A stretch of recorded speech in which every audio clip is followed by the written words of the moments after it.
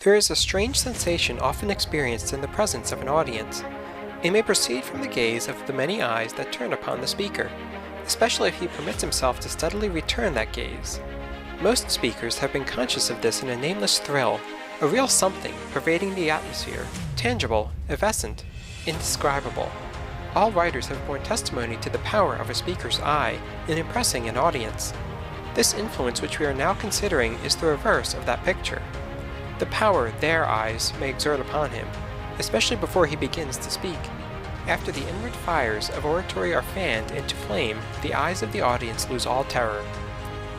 William Pittenger, Extempora Speech. Students of public speaking continually ask, how can I overcome self-consciousness and the fear that paralyzes me before an audience? Did you ever notice in looking from a train window that some horses feed near the track and never even pause to look up at the thundering cars? While just ahead at the next railroad crossing, a farmer's wife will be nervously trying to quiet her scared horse as the train goes by? How would you cure a horse that is afraid of cars? Graze him in a backwoods lot where he would never see steam engines or automobiles, or drive or pasture him where he would frequently see the machines? Apply horse sense to ridding yourself of self-consciousness and fear. Face an audience as frequently as you can, and you will soon stop shying. You can never attain freedom from stage fright by reading a treatise. A book may give you excellent suggestions on how to best conduct yourself in the water, but sooner or later you must get wet, perhaps even strangle and be half scared to death. There are a great many wetless bathing suits worn at the seashore, but no one ever learns to swim in them. To plunge is the only way. Practice, practice, practice. And speaking before an audience will tend to remove all fear of audiences. Just as practicing swimming will lead to confidence and facility in the water, you must learn to speak by speaking. The Apostle Paul tells us that every man must work out his own salvation. All we can do here is to offer you suggestions as to how best to prepare for your plunge. The real plunge no one can take for you. A doctor may prescribe, but you must take the medicine. Do not be disheartened if at first you suffer from stage fright. Dan Patch was more susceptible to suffering than a superannuated dray horse would be. It never hurts a fool to appear before an audience, for his capacity is not a capacity for feeling. A blow that would kill a civilized man soon heals on a savage. The higher we go in the scale of life, the greater is the capacity for suffering. For one reason or another, some master speakers never entirely overcome stage fright, but it will pay you to spare no pains to conquer it. Daniel Webster failed in his first appearance and had to take his seat without finishing his speech because he was nervous.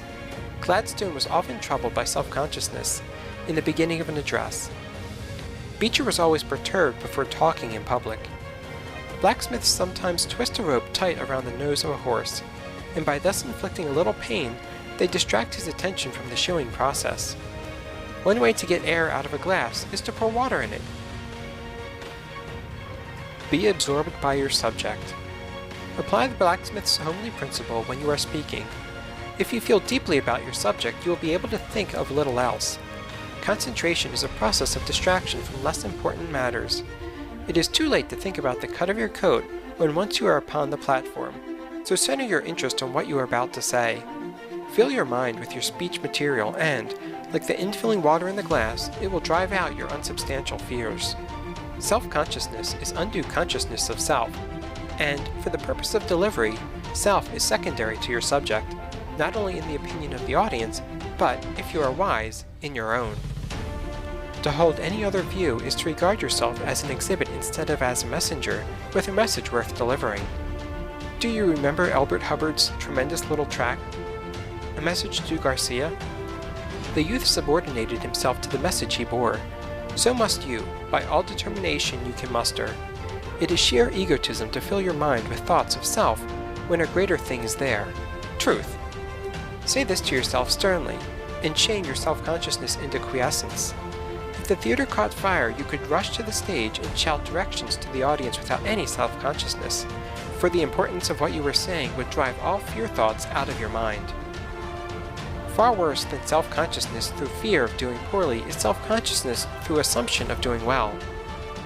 The first sign of greatness is when a man does not attempt to look and act great. Before you can call yourself a man at all, Kipling assures us you must not look too good nor talk too wise. Nothing advertises itself so thoroughly as conceit. One may be so full of self as to be empty. Voltaire said, "We must conceal self-love." But that cannot be done.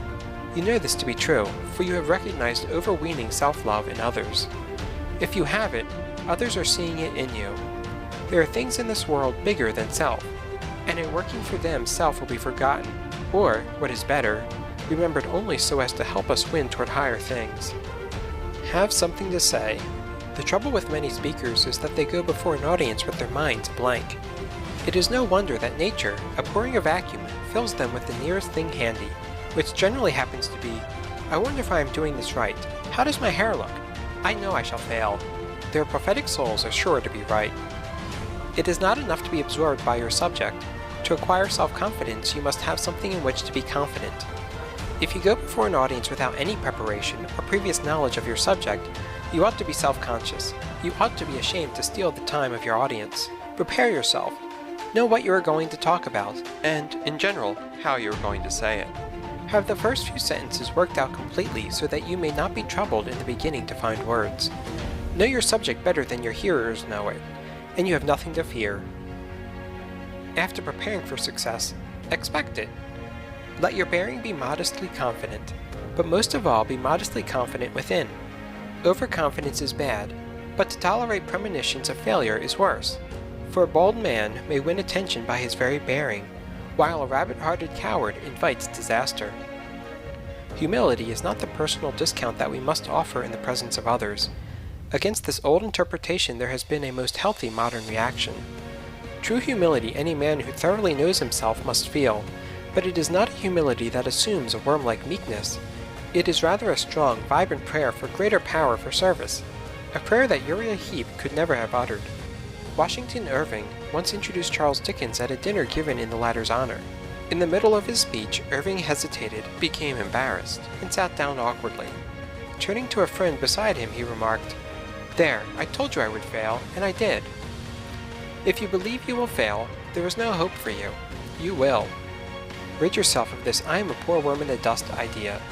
You are a god, with infinite capabilities. All things are ready if the mind be so. The eagle looks the cloudless sun in the face. Assume mastery over your audience. In public speech, as in electricity, there is a positive and a negative force. Either you or your audience are going to possess the positive factor. If you assume it, you can almost invariably make it yours. If you assume the negative, you are sure to be negative. Assuming a virtue or a vice vitalizes it. Summon all your power of self-direction, and remember that though your audience is infinitely more important than you, the truth is more important than both of you, because it is eternal. If your mind falters in its leadership, the sword will drop from your hands.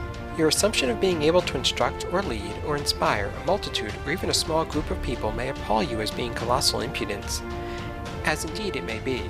But having once essayed to speak, be courageous. Be courageous. It lies within you to be what you will. Make yourself be calm and confident. Reflect that your audience will not hurt you. If Beecher in Liverpool had spoken behind a wire screen, he would have invited the audience to throw the overripe missiles with which they were loaded. But he was a man, confronted with his hostile hearers fearlessly, and won them. In facing your audience, pause a moment and look them over. 100 chances to 1, they want you to succeed. For what man is so foolish as to spend his time, perhaps his money, in the hope that you will waste his investment by talking dully? Concluding hints. Do not make haste to begin. Haste shows lack of control. Do not apologize. It ought not to be necessary, and if it is, it will not help. Go straight ahead. Take a deep breath, relax, and begin in a quiet conversational tone, as though you were speaking to one large friend. You will not find it half so bad as you imagined. Really, it is like taking a cold plunge. After you are in, the water is fine. In fact, having spoken a few times, you will even anticipate the plunge with exhilaration. To stand before an audience and make them think your thoughts after you is one of the greatest pleasures you can ever know. Instead of fearing it, you ought to be as anxious as the foxhounds straining at their leashes, or the racehorses tugging at their reins. So cast out fear, for fear is cowardly when it is not mastered. The bravest know fear, but they do not yield to it. Face your audience pluckily. If your knees quake, make them stop.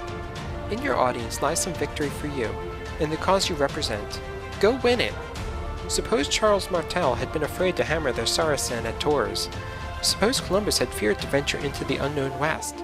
Suppose our forefathers had been too timid to oppose the tyranny of George III. Suppose that any man who ever did anything worthwhile had been a coward. The world owes its progress to the men who have dared, and you must dare to speak the effective word that is in your heart to speak, for often it requires courage to utter a single sentence. But remember that men erect no monuments and weave no laurels for those who fear to do what they can.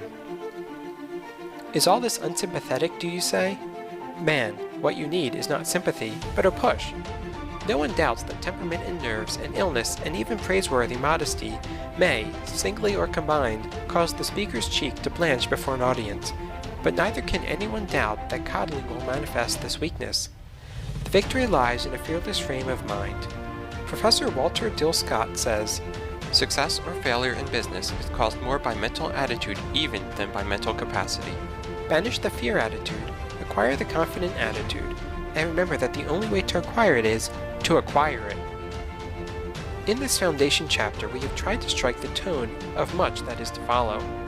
Many of these ideas will be amplified and enforced in a more specific way, but through all these chapters on an art which Mr. Gladstone believed to be more powerful than the public press, the note of justifiable self-confidence must sound again and again. Questions and exercises. 1. What is the cause of self-consciousness? 2. Why are animals free from it? 3. What is your observation regarding self-consciousness in children? 4. Why are you free from it under the stress of unusual excitement?